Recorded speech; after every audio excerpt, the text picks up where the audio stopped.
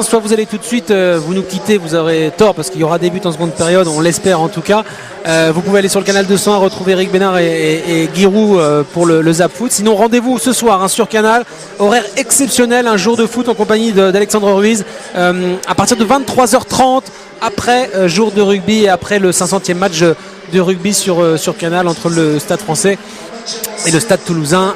On espère bien y montrer des buts parce que pour l'instant il n'y en a pas, c'est le seul stade de France aujourd'hui où on n'a pas eu de but. Vincent Compos nous en a promis. Oui, il nous a promis 2-2. Il paraît que c'est le score. Donc voilà, 4 buts à venir en seconde période. En tout cas, sachez que c'est le 42e Strasbourg-Lille de l'histoire. Voilà, Vincent, on le voit. Attention, Vincent, au pari non tenu. 42e Strasbourg-Lille dans l'histoire parmi les villes. Il y a eu un seul 0-0. Il faut remonter à octobre 1937. On va pas se prendre celui-là. Alors je pense qu'on va quand même pas avoir droit au deuxième 0-0. En tout cas, soyons optimistes. Jean-Marc Furlan en tout cas avait promis un Strasbourg beaucoup plus offensif. Vous l'avez souligné, Luc. Pour l'instant, c'est un petit peu inquiétant parce que le Racing semble peureux. Ils sont offensifs sur la feuille en tout cas quand on voit la disposition de l'équipe. Après, c'est vrai qu'on a du mal un petit peu à se trouver. On a du mal à aller vers l'avant. Je sens une équipe plutôt timide, un Franchon qui d'habitude allait provoquer son adversaire a tendance à revenir vers le milieu, il ne déborde pas. Idem pour Moulungui de l'autre côté, pourtant on a vu que la seule fois où il a débordé, il y a eu danger devant les buts de Tony Silva. Il fallait peut-être recommencer un petit peu plus ça, retrouver la confiance, et c'est surtout un problème de confiance car Alvaro Santos non plus n'est pas servi, ce qui l'oblige à redescendre. Finalement le seul aujourd'hui qui à mon avis en cette première période est à peu près à son niveau, c'est Gamero qui essaye d'amener un petit plus. Gamero qui est pourtant particulièrement bien pris au milieu par Mavouba et Cabaye. C'est pas simple, il faut que les attaquants véritablement retrouvent cette confiance. Alors ça passe par un dribble, ça passe par un but, ça passe par une réussite pour qu'enfin on retrouve ce Strasbourg que l'on a connu en début de saison. Alors les jardiniers de la Méno sont au travail pour offrir une pelouse parfaite pour la seconde période. En revanche, les Lillois confirment leur bonne passe, même si c'est vrai, ils ont eu des occasions, ils les ont pas mises au fond. Ça fait toujours 0-0, mais en tout cas, c'est vrai qu'on a l'impression qu'on a retrouvé un peu le LOSC de Coupe d'Europe. Oui, le LOSC conquérant, j'ai envie de dire. C'est vrai que quand on voit la composition d'équipe de Claude Puel, on a toujours un petit peu d'inquiétude en se disant, notamment ce soir, tiens, ça va être un peu défensif parce qu'on le voit, Bastos sont un côté, Lichtsteiner de l'autre, et il y a Cabaye, et Mavouba certes, et le seul Miralas devant. Et puis on s'aperçoit que finalement, quand le match commence, que tout le monde finalement attaque. C'est toute l'équipe qui se porte vers l'avant, et qu'à chaque fois qu'il y a une offensive, il y a du monde pour récupérer les ballons devant, et c'est rassurant pour Claude Puel, pour les spectateurs, pour les téléspectateurs, parce que ça donne finalement un football assez vivant.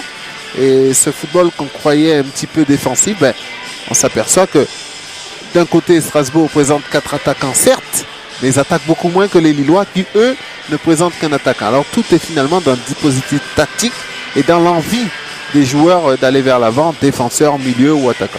Alors Raymond Domenech et ses adjoints ne sont pas à la Méno pour superviser les futurs sélectionnés. Un mot tout de même sur la première période d'Adil Rami. On l'a suivi, c'est vrai qu'il n'a pas eu beaucoup de travail à faire. Non, il n'a pas eu beaucoup de boulot, mais le peu qu'il a eu à faire, on sent une assurance quand même. Il est serein, il est tranquille, c'est pas un garçon qui s'est mis la pression. On peut le constater en tout cas en cette première période. Et on va retrouver un futur bleu avec Vincent. Oui, un futur bleu effectivement qui a énormément couru durant cette première période.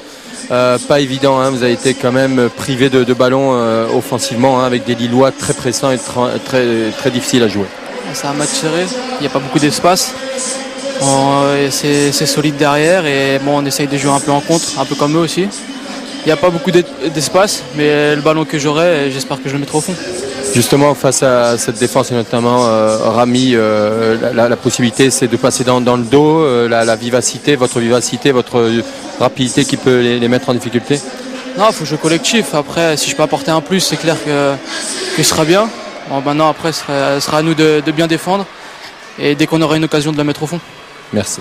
Avec 4 buts inscrits par Kevin Gamero, le meilleur attaquant strasbourgeois actuellement, même si on l'a dit, l'attaque alsacienne a du mal à trouver les filets, mais voilà, en tout cas on sent qu'il a envie de retrouver le chemin des filets, Kevin Gamero, pour porter le Strasbourg un peu plus haut dans le classement et assurer au plus vite le maintien. Et il s'en sort bien parce qu'il le disait avant la rencontre. Il disait, vous savez, moi je ne suis pas comme Johansen. Hein. Je ne suis pas un numéro 10 à l'ancienne comme peut le faire Pascal Johansen. Moi j'aime bien partir sur les côtés, j'aime bien avoir un petit peu plus d'espace, donc je ne suis pas un véritable passeur. Donc je trouve que par rapport à ce qu'il dit et par rapport aux sensations qu'il peut avoir, il s'en sort plutôt bien cette première période. Et il fait pas très très chaud à la Méno, on l'a Ça dit, va. il ne neige pas comme annoncé, mais voilà, content. 7 degrés, bon, Ouais, ça va. 7 à couvert à mon avis, il fait voilà. Didier Ouard vous propose le tableau d'affichage de la Méno. Je pense que sur la pelouse, il fait un petit peu moins les degrés. La température baisse actuellement.